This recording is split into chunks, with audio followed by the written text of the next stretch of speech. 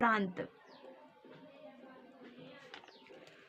तो अपन एक वलय लेंगे, माना r प्लस डॉट एक वलय है। वलय अपन का 3 चीजों में दिया हुआ होता है, r प्लस और डॉट में, ठीक है। एक वलय है,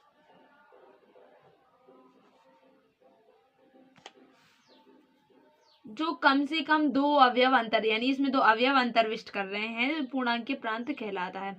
अगर वलय में अपन के कम से कम 2 अवयव अंतर्विष्ट कर रहे हैं तो अपन कह सकते हैं कि वो पूर्णांकीय प्रांत है।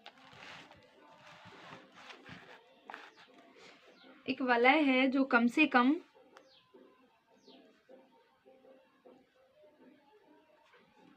कम 2 अवयव अंतर्विष्ट करता है,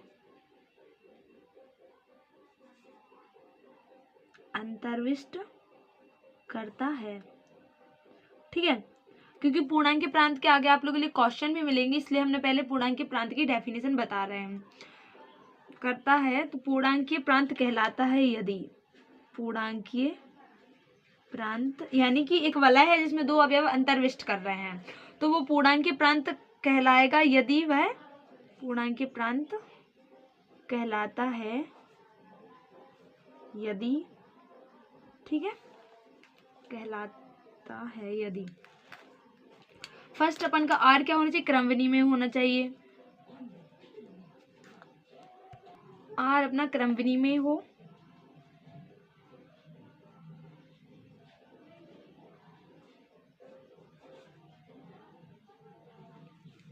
इकाई अवयव रखता हो।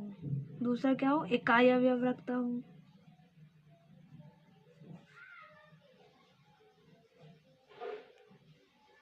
थर्ड अपन का r जो हो वो शून्य भाजक रहित हो।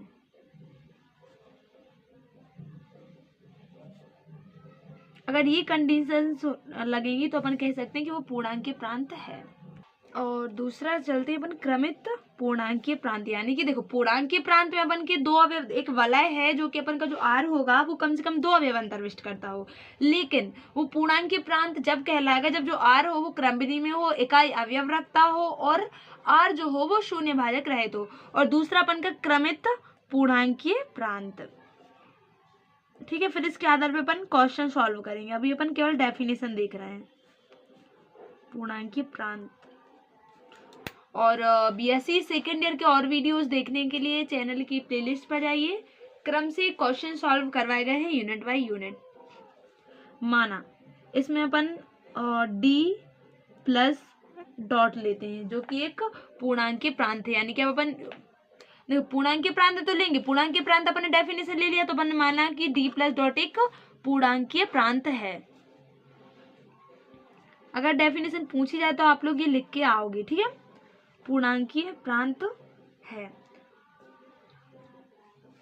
तब इसे क्रमित पूर्णांकीय प्रांत कहेंगे यदि, तब इसे क्रमित पूर्णांकीय प्रांत कहेंगे यदि। इसकी भी कंडीशंस होती हैं कुछ, जो ये डी प्लस हो अपन का डी प्लस, ठीक है, जो डी प्लस हो ये अपन का एक इस प्रकार हो कि डी में एक उपसमुच्चय, यदि डी में डी में एक उपसमुच्चय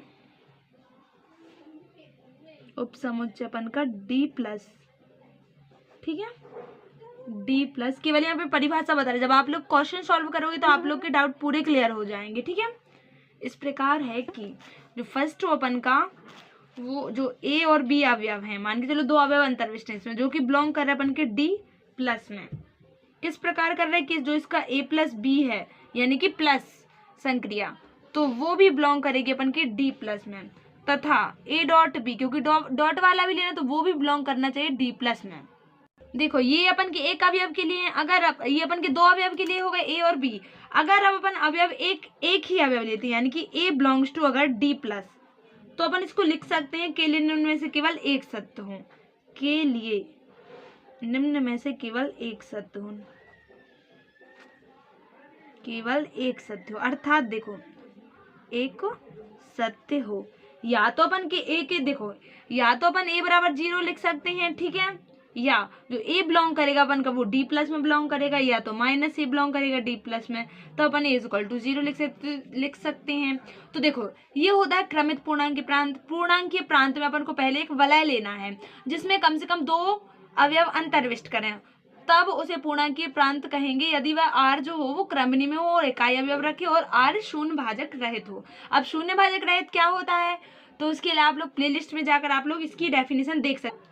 and A not equal to 0, B not equal to 0, ठीक है। और क्रमित